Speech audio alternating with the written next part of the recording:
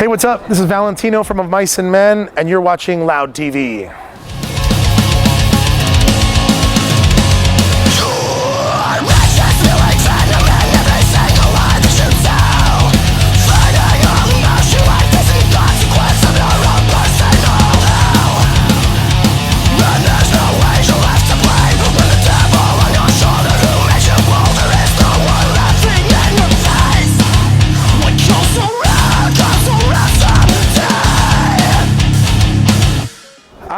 I mean, we've been waiting all summer for it.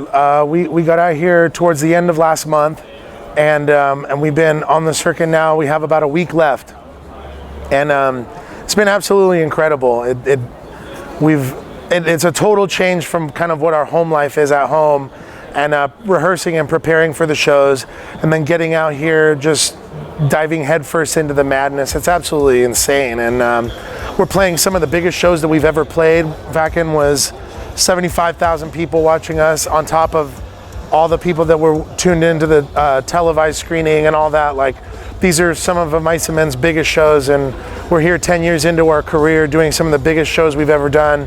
It feels absolutely amazing in the wake of a brand new album coming out September 27th called Earth and Sky.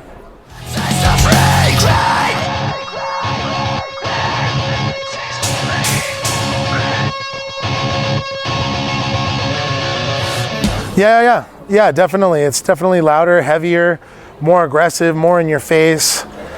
We really sought out to have a more aggressive sound, and we were kind of like, okay, we've been a band for 10 years. What kind of statement do we want to make for Of Mice and Men in 2019? We're going to be doing some of the biggest shows we'll have ever played.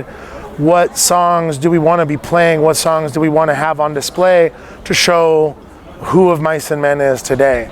And so far we've released 3 songs: How to Survive, Mushroom Cloud, and Earth and Sky. And there's so much more where that came from too. The album is a treasure chest full of music and symbolism, and so much on the art aspect to everything. It's really cool. So we can't wait for people to really dive in, and we're amongst the ranks of some of the heaviest hitters in metal right now on these festivals. So we knew we had to bring our A game and bring Of Mice and Men's brand of metal to the table and wave that flag high.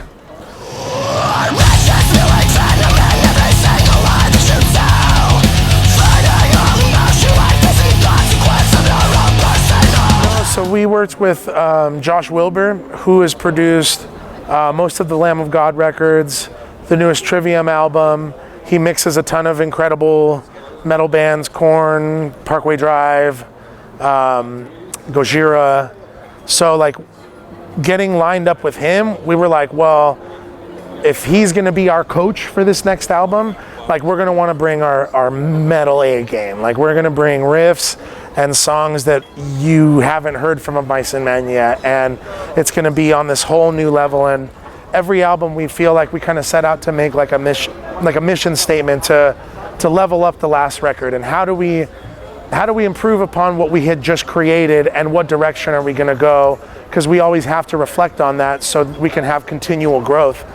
And so with Earth and Sky, working with Josh Wilbur, he kind of helped like steer the ship in the direction of where we're going, and we're just like throwing ideas out left and right, and like we really dove into the process. And it was broken up by some touring in between, so we were really able to make some songs, reflect, get back in the studio, cut some songs, make more songs, go back on the road, come back, cut more songs, make more songs. And then by the end of it, we had a body of work that felt like probably one of the most focused of Mice and Men albums, if not the most focused, just because of how intentional every song is meant to be as a standalone, its own song. It is, they're all pillars, they're all really important. And in this day and age, the labels will always play they'll always play the singles game, and they're called singles and this and that. And like, we traditionally as a band, we have to kind of abide by that because that's how the labels do it. But for us, we feel like every single song is so important. And so with this album, when you get it and you open it up, and it's just a treasure trove of music, of visual stimulation, of symbolic references, and it's like it was really fun getting to create something like that that's a little more dense than most of our records, which are usually, well, every record's a collection of songs, but I think as this album and the 2019 statement is, we wanted it to be focused, and we wanted to show people that this is the direction where Mice and Men is now, and it's where we're continuing, and it's what we love to do. And we made a record we made it with Josh Wilbur in Orange County. We got to go home every night, sleep in our beds, be with our wives, be with our families, and I think you can't really hear that in the aggression and the darkness of the record, but when we get to live our life and we get to be who we are, that's the kind of music that we get to make, and it was so much fun to get to do that. And I think with every song you're going to hear tidbits of what of Mice and Men is and what our sound has always been, and we feel like it's the next level of Mice and Men for sure.